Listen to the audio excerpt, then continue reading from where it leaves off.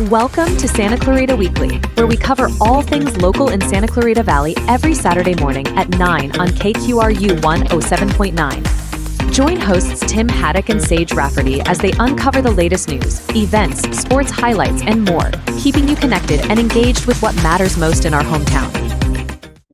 Welcome back to another edition of Santa Clarita Weekly with Tim Haddock and Sage Rafferty. I'm Sage, he's Tim.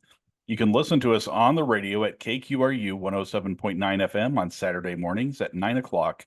We're also on YouTube and Instagram, and you can find us online at santaclaritastar.com. So this week, we're going to be talking about Dianne Van Hook retiring as chancellor of the Santa Clarita Community College District after being placed on administrative leave, ending her 36-year tenure without much explanation. So in local sports, we continue our previews of the football teams in the Foothill League. Golden Valley and Canyon High Schools aim to return to the CIF playoffs. In the Paris Olympics, Santa Clarita native Abbey Weitzeil earned a silver medal in the Olympics. And the Dodgers made trades and faced challenges with Freddie Freeman's absence due to a family emergency. So let's start out and talk about Dianne Van Hook retiring from COC. So in a lengthy email to college staff, Dr. Dianne Van Hook announced her retirement as chancellor of the Santa Clarita Community College District, a long goodbye to a 36-year career at College of the Canyons. She wrote in part, "As I'm retiring from my 36 years at COC, I want to convey to you that it has been the honor of my life to work alongside you, get to know you, and see the amazing things that can be accomplished when people put their minds, hearts, and hard work into collaborating, inspiring creativity, and staying focused on what helps students develop the confidence in themselves to explore their potential and achieve their dreams." So the Board of Trustees issued a brief statement saying they wish Dr. Van Hook the best in her retirement. So David Andrus, the political science professor and former president of the academic senate at the college, was installed as the interim chancellor of the college district after Van Hook was placed on administrative leave. He began his new role on July 15th. Van Hook was under contract with the district until 2027, and a retirement announcement comes at a time when the district's board is in a leadership transition. So two board members, Chuck Lyon and Joan McGregor, recently resigned, and trustee Sebastian Cazares is not seeking re-election in November. So it looks like David Andrus will be in his interim role for a while. The board has yet to begin a search for a new permanent chancellor, and it could take months to complete that process. And what's more, the Board of Trustees, citing legal reasons and personnel privacy, has not said why Dr. Van Hook was placed on administrative leave. So the Board of Trustees meets next on August 14th, with only 3 active members on the 5-member board. You are listening to KQRU 107.9 in Santa Clarita. You can listen to Santa Clarita Weekly on Saturday mornings at 9 and on YouTube, Instagram, TikTok, wherever you listen to podcasts. So let's talk about local sports, really looking at our football preview. So the Golden Valley football team is looking to improve its record from a year ago. The Grizzlies won only one Foothill League game and finished in 6th place, missing the CIF Southern Section playoffs. This came after reaching the championship game of the Southern Section Division 7 playoffs the year before. Golden Valley lost to Laguna Hills by 1 point, 28-27, in the division championship game, and had high hopes for another successful season last year. But Golden Valley struggled, went 3-7 overall, and the team's only win in the Foothill League against Saugus, which didn't win a single game last year.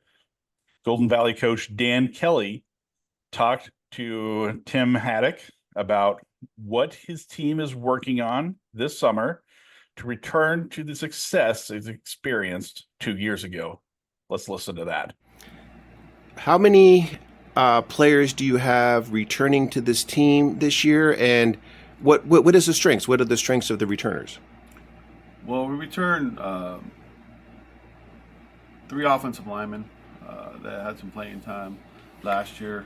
I think that's one of our big strengths on offense. We're looking for a running back. We've got 3 or 4 guys trying that position. I think we'll be okay. We've been kind of spoiled the last few years with pretty good running backs.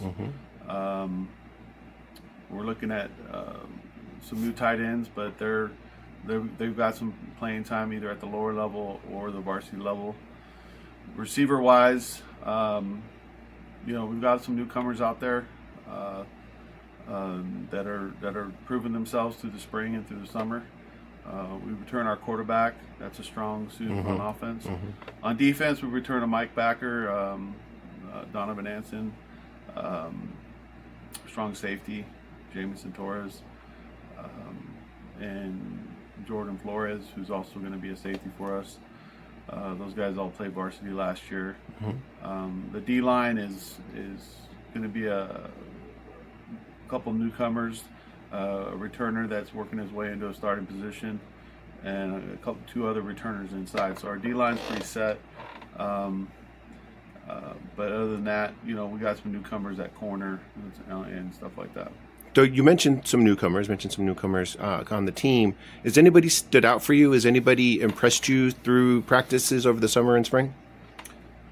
Yeah, a guy moving up from the Frost Off or the JV, Anthony Baldos. He's going to be a defensive end for us, tight end for us, and he's really gotten bigger, faster, and stronger since last season. I think he's around 205 pounds. He's about 6'2 and a half, 6'3. He's going to be he's made big strides. Donovan Anson, who's our returning Mike Backer, has really showed signs on offense. Didn't play much offense last year, but in the backfield and also at slot and tight end. And I think the biggest surprise, or it's a pleasant surprise, is Anthony Saragusa, who's going to be our slot receiver. And he's electrifying. When he gets the ball in space, he knows how to make guys miss and get upfield. And he's also returning starting corner, which I believe last year he didn't get burnt for 1 touchdown, but I could be wrong. But he's not a big guy. He's got a lot of spunk, and he's very aggressive, and he's very competitive. So what are your expectations for this team? What goals are you setting for the players this season? Well, we take one game at a time. We have a tough schedule. Our league is tough.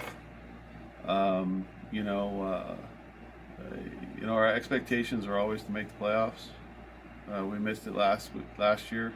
We lost 2 games, one game by a field goal, 1 game by a touchdown that cost us a playoff spot. The year before that, in 2022, we made the playoffs and went to the CIF finals. So obviously our goal is to get back to the playoffs, but our goal also is to win football games and play tough week in and week out and stay injury free. That's the key. Okay. Thank you very much, Dan. So Coach Kelly has a young and talented group of players, in particular, Jamison Torres at defensive back and Anthony Saragusa at slot receiver, who don't want to miss the playoffs again. And Tim was able to talk to both of them. So let's listen to that. Where do you think you need to make the most improvements are during practice over the summer? So we're working on just incorporating a new offensive scheme and a new way of running the offense, and it's under a new OC. So we're working on that, getting better at that. I think our strengths are our passing game. We have a returning quarterback, a lot of returning receivers, and our strengths just coming together our weaknesses we need to work on is coming together as a team. Got it. What are your expectations for this team? You didn't make the playoffs last year, but this team has had success. The program has had success in the past. What are your expectations for the team coming into the football season? See, I'm always shooting high, so I would say making it all the way. We have a good coaching staff and a good team that's been together for a while, so I think we can pull it together. Okay, a lot of new coaches on the staff. Yeah. How are you working with the new coaches, and do you like the direction that the coaches are taking the team? Definitely, this is a good coaching staff. You know, we're all bonding together, getting to know each other, so I feel like we just need to work together more. Wide receiver. All right, so tell me about what you're working on during summer practices, and where do you feel like you are making the most improvements this summer? Just putting the work in when nobody's watching, just extra hours in, just if it's anything, catching balls, working on coverages, just anything. And as a team, we're looking really good. Last year, we had a lot of me players instead of we players, and this year's team, we're just building together, and we're going to make something happen this year for sure. So what do you think is the biggest strength you bring to this team? I think it's just me playing football, like me just being a good player, hyping up my guys, being coachable, and yeah. What are the things that you think you need to work on to be a better player next season? To be a better player next season, I gotta get in the weight room real hard. Okay. And what are your expectations for the team? You probably have some personal goals that you have, but for the team, what do you want to see this team accomplish next season? I want to see us get to the playoffs. I know 2 years ago the team did it. I actually got pulled up for that team, and I watched it, and it was a great group. And last year we came short, going 3-7, and this year I think we can get it done and make the playoffs.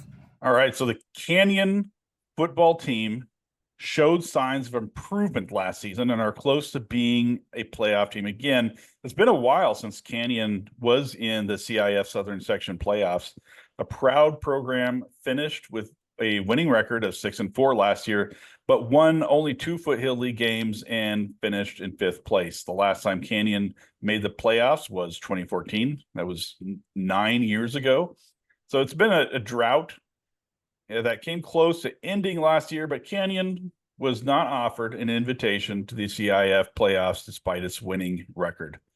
So the Foothill League is always challenging, but Canyon has been moving in the right direction in recent years and will be a tough team to beat this season. So Ken Holzenbach, who is in his 3rd season as coach of the Canyon High football team, talked to Tim about what his team is focusing on this summer in summer practices and what it needs to do to be a playoff team again. He doesn't want to leave it to chance to make the playoffs. He wants to finish in the top 3 in the Foothill League and guarantee his team a spot in the CIF playoffs. So let's listen to that interview. Tell me about what you're working on this summer and how are you preparing your team for the season?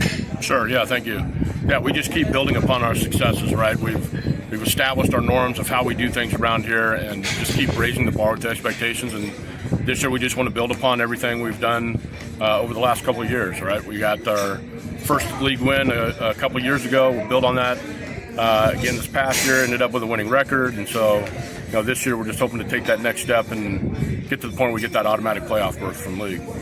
I got it. So this is your 3rd year as coach of the Canyon football team, and with that comes a lot of pressure, and I don't know how to describe it. How has the team progressed in your 3 years here, and where can they improve? Yeah, we have to be able to embrace that pressure, right?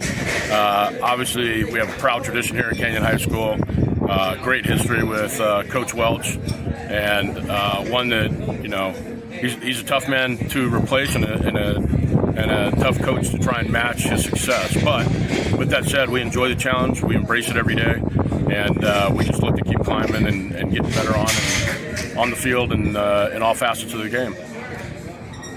Who are the key returners to this team, and is there anybody from last year's team who can carry the success from that team to this year?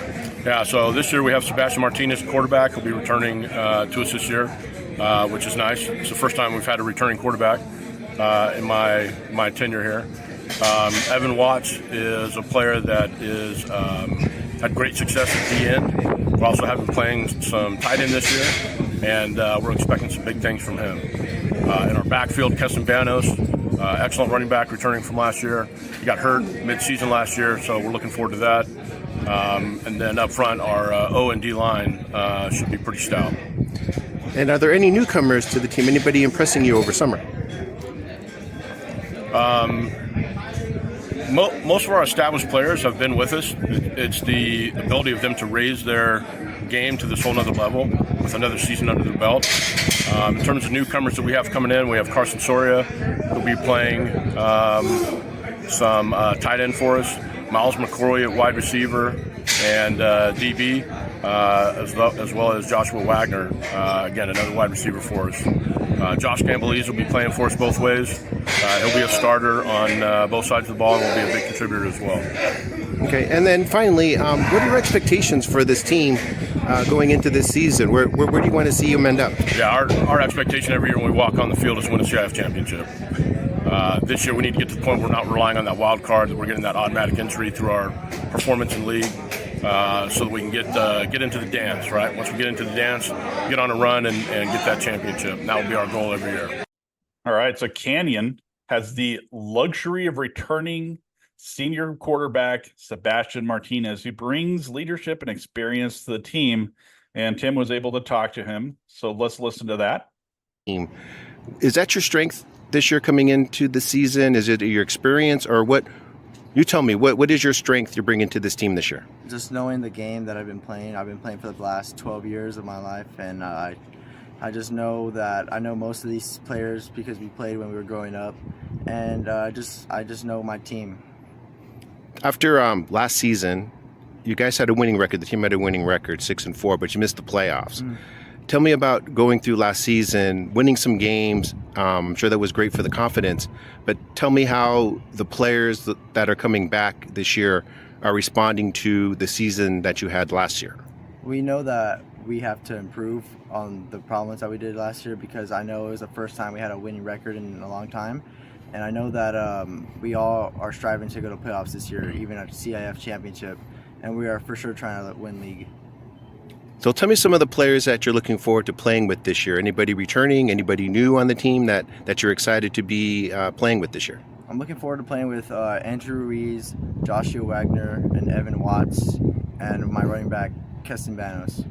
Okay, and then finally, what are your expectations for this team? I'm sure you have a lot of personal goals you want to achieve, but as a team, what would you like to see this team accomplish this season? I would like to see us accomplish a way higher winning percentage than last year. For me to have under 5 interceptions and over 2,000 passing yards, and for us to go deep into the playoffs. All right, so Tim, those are some great interviews, but I have some questions for you. So what specific areas does Coach Kelly believe the team needs to improve in order to return to playoff contention? So yeah, the Golden Valley team a couple of years ago had a great season, and they made it to the playoffs. They went on a great playoff run, made it to the championship game, and lost by 1 point. And that hurt. I know that was a tough way to end their season, losing a championship game by 1 point. And the Golden Valley football team, they know where they need to improve. They had high expectations going into last season after a great playoff run, and they didn't meet those expectations. And so this year, Coach Kelly, Dan Kelly, is trying to instill in his players this feeling of urgency, this feeling of wanting to get back in the playoffs and capture that playoff run that they had a couple of years ago.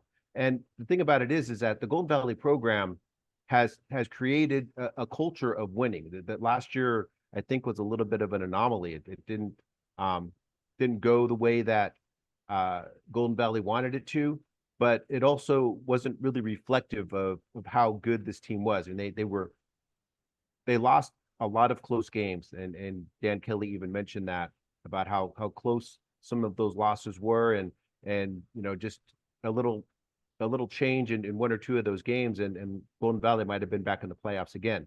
So it's about confidence. It's about building momentum during the season. And I think a lot of it is just about building game to game. And I know that's kind of a coach cliche thing to say, but this is a team that is going to get better the more it plays. I think that, they have experience, they have a lot of potential, and all they need to do is get on the field and have some success. And I think that's going to be a good combination for this Golden Valley team. But Tim, the Foothill League has proven to be a tough conference. So what makes it so challenging for teams to compete at a high level? Right. Yeah. So the Foothill League has always been a tough football league. Lately, it's all been about Valencia. Valencia has been one of the top, not only one of the top programs in the Foothill League, but one of the top programs in the Southern section. They're always seems like they're always in the playoffs. It seems like they're always in contention for a CIF championship. So it starts with Valencia. West Ranch last year proved that it could at least compete at Valencia's level. So West Ranch and Valencia were definitely the top two teams in the league last year. And then after that, it goes down to Hart, Canyon, Golden Valley, and Castaic. And those four teams are going to be battling for that third place spot, that last playoff spot. And that's tough. You have four teams basically fighting out for one guaranteed playoff spot. And they're all good teams. There is no easy out in the Foothill League this year. So it's always been a competitive league, and it looks like it's going to come down to the top 6 teams again. And I don't know about Saugus yet. I haven't really seen Saugus play, practice, or anything like that yet. But the top 6 teams in this league are all going to be very competitive, and they're all very hungry. They all want to get back into the playoffs, especially Golden Valley and Canyon. Yeah. All right. So let's talk about the Olympics, because, you had that interview with Abbey Weitzeil a few episodes ago that was very popular. So we're checking in to the Paris Olympics. So Abbey Weitzeil from Santa Clarita, who was on the Saugus High swim team, won a silver medal at the Summer Olympics in Paris as a member of the U.S. women's 100-meter freestyle team. It was her 5th Olympic medal. So she won gold and silver medal on relay teams in the Summer Olympics in Rio de Janeiro in 2016, and a silver and bronze medal on relay teams in the Tokyo Olympics in 2021. She has 3 silver medals, 1 gold, and 1 bronze medal in the Summer Olympics. So congrats to Abbey Weitzeil. So let's talk about everybody's favorite baseball team, the Los Angeles Dodgers. The Dodgers made some trades and filled some holes in the infield and the bullpen. The Dodgers came out of the All-Star break with a 5-game winning streak and took 3 of 4 games against the Giants in San Francisco. They went 7-3 in the 10 games after the All-Star break, but ran into trouble against the Astros in Houston. So the Dodgers lost 2 of 3 games to the Astros and cooled off after a hot start out of the All-Star break. The second game of the series might have been the most painful loss. The Dodgers had a 5-0 lead in the 6th innings, but the Astros scored 4 runs in the bottom of the 6th inning to cut the lead to 1 run. The Astros scored 2 more runs in the 8th inning to tie the score 6-6. Alex Bregman hit a home run in the 9th inning to win a game for the Astros 7-6. The Dodgers won the 3rd game of the series to avoid the sweep, but it was apparent the bullpen needed some rest and reinforcements. But good news, help is on the way. So the Dodgers traded for relief pitcher in the 3-team deal with the Chicago White Sox and St. Louis Cardinals. Michael Kopech, a relief pitcher for the White Sox, is one of the players the Dodgers traded for. The Dodgers also landed infielder Tommy Edman from the Cardinals and sent Miguel Vargas and prospects to the White Sox in the deal. So Kopech will be a welcome addition to the tired Dodgers bullpen. And Edman, who can play third base, second base, and shortstop, all 3 outfield positions, gives the Dodgers depth at infield with Mookie Betts, Max Muncy, Miguel Rojas out with the injuries right now. So in another deal, Dodgers added shortstop Ahmed Rosario from the Rays to give them another useful infielder. So this is Rosario's 2nd stint with the Dodgers. He was a mid-season acquisition by the Dodgers last year. The Dodgers were playing without Freddie Freeman in Houston too, which contributed to the team's struggles. He returned to Los Angeles to be with his 3-year-old son, Max, who was going through some medical tests at a hospital. He missed the series against the Astros.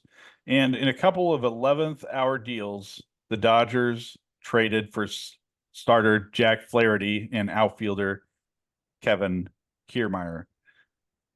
Flaherty, who played high school baseball at nearby Harvard Westlake, adds much needed depth to an injury-riddled rotation. So Kiermaier adds depth at outfield and has been dealing with some injuries himself. But next for the Dodgers is a short 2-game series against the San Diego Padres before a weekend series against the lowly Oakland A's. So, Tim, I have some questions for you. So the Dodgers made several trades at the deadline, as we talked about.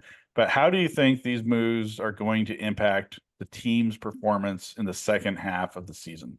Yeah, so there's a lot of areas of need for the Dodgers after the All-Star break. Their bullpen is obviously tired. I mean, they've been overused and overworked, and they need a break. And they needed some help in the bullpen.